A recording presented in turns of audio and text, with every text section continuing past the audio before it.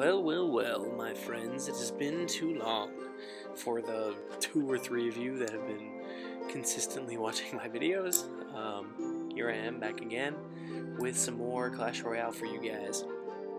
So, I've been having fun with a couple of different decks that I'll show you here in a second, but because of how high in trophies I am, I really only have success with one.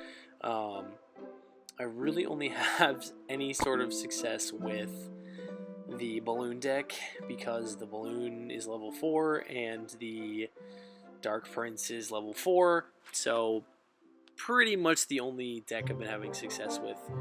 I would like to be using my princess, my giant, my archers, all that stuff that's kind of basic Clash Royale stuff, but the hard part is playing against, high level 9s, level 10s, even sometimes level 11s that can, arrow my archers. So the point of using archers is that they're not supposed to be able to be taken down with arrows, and mine get taken down with arrows by higher level players. So I only really have one choice to use a deck with high level cards so that I stand any kind of a chance against these players who have high level cards. So there's the deck right there that I've been using and having some success with. And I'll show you a few replays today from a couple of videos or a couple of matches that I had recently. This one I actually had today, and this guy has a minor, and I think everybody I play now has a minor. The card is really good, no denying that. And let's see, so this guy has a golem, which is kind of a problem.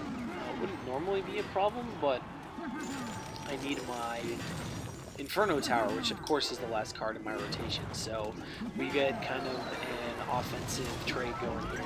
I get my Dark Prince and Balloon Push, and I get to freeze these minions, but then they come over here and there's my left tower. Oh, and by the way, there's a Golem and Wizard, now Minor, on my right tower. That's not good.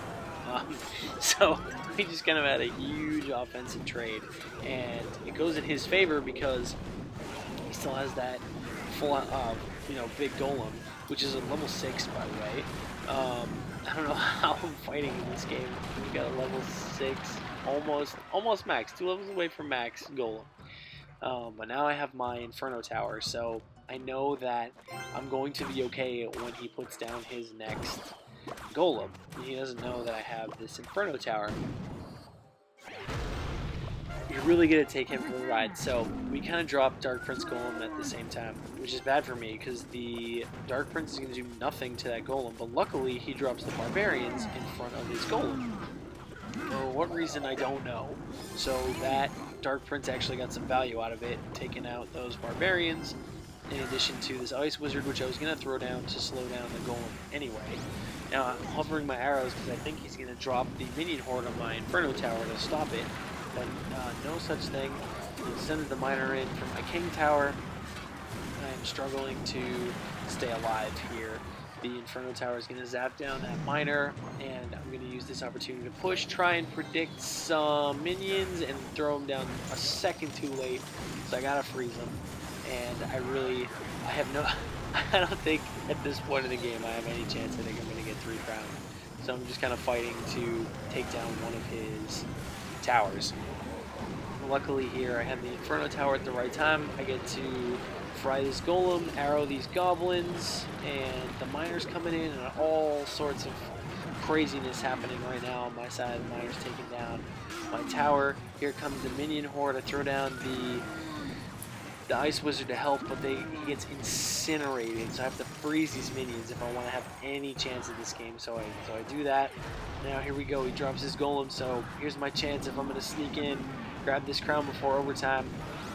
Right at overtime, so I don't have my free spell, so I use the poison, which slows down the firing rate of the tower and the wizard, and my goodness, the bomb from the bomb from the balloon and the arrows do that last 100 and whatever damage to that tower, and I take it out before he 3 crowns me, and the miracle victory goes to the good guys. So I've been having a lot of really close matches. Every single game I play in the Legendary Arena feels like a battle. Win or lose, sometimes I get 3 crowned, and this deck is the deck that I like to use. It has a lot of weaknesses, but it's really the only thing I can compete with. So here we go. This is the deck that I've been wanting to use. This is what I was talking about. Those arrows take down my archers. Not supposed to happen. Like even level won't do that. So that's not good. Also, he has a Royal Giant. That's not good. His cards all level mine. That's not good. So we are fighting an uphill battle here. I dropped that giant to try and defend my princess, but the goblins get her, and I send my goblins in there. Luckily, that last goblin stays alive long enough to stab that princess in the throat and take her out. So I got a little lucky there. I don't have to waste any more elixir taking out that princess, and she's gone. So I give the crying face. These people I play are so good, and they have their cards at a lot higher levels than mine. So every fight is an uphill battle, and I must have been losing a lot when I pulled this deck out. It's just sometimes I just get sick of using the balloon. I'm like, oh man. Like if they have 2 defenses, the balloon is almost useless, basically useless. If they have 2 defenses and an elixir collector, the deck is useless. I mean, it's rough. It's rough up here. You know, you gotta pick your spots and play really smart. But I was just really frustrated. Do you ever have days like that where you just play and are losing a ton and it's super frustrating and you don't know what deck to use and you're taunting your opponents and making an ass of yourself? This was one of those days for me. So especially you'll see in the next video, I was just being a complete fool. Sometimes it's a game, and sometimes I just want to have fun with it. So, alright, so there he goes. He throws his arrows down. So I'm trying to cycle through my archers, and they'll be safe at least for a little while. And the goblins are running around in there. Luckily, my princess is doing work. The princess is such a good card. I got her from the shop, thinking like, you know, I really want a princess because she's a great card, and I had never used her before, but the rumors are true. The princess is a fantastic card. So here we go. I got a Royal Giant, throw my cannon down in his face, the Ice Wizard to slow down his shot speed, and the goblins to stab him right in the knees, and he goes down. So I wanted my goblins to run over there and take out that princess. No such luck. My Ice Wizard gets the job done though, so that's pretty cool. He arrows down my princess and does a little more damage to my tower. So I think now might be a good time to throw in my giant, but he has the barbs. Excuse me, sorry.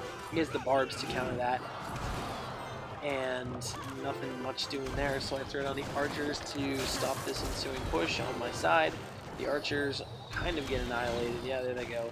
And I had to arrow down his princess, and here comes another Royal Giant. So I only have 359 health left on that tower, and it's not looking good.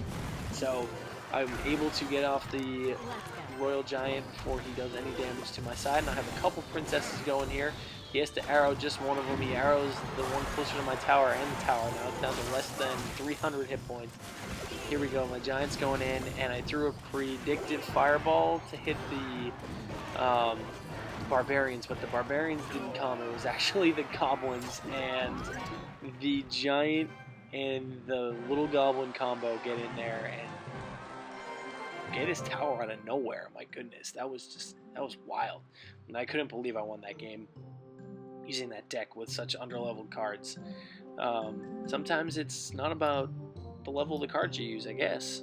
Just, you know, being able to outplay your opponent. So here I'm looking for one last little clip of a really fast game. One of the fastest games I had. It was one of those I couldn't counter what he was doing and he couldn't counter what I was doing, so we raced for the 3 crown. It was a fun game. So luckily I was able to come out on top of this one. It was close, but you know, doing these videos late is horrible. I'm yawning a million times, I'm sorry. Okay, so here we go. This is not a really good starting hand for this deck. So I decided to split up my barbs, confuse them a little bit, and also try to see what my 6th card in the rotation was. And there it is. There's the balloon.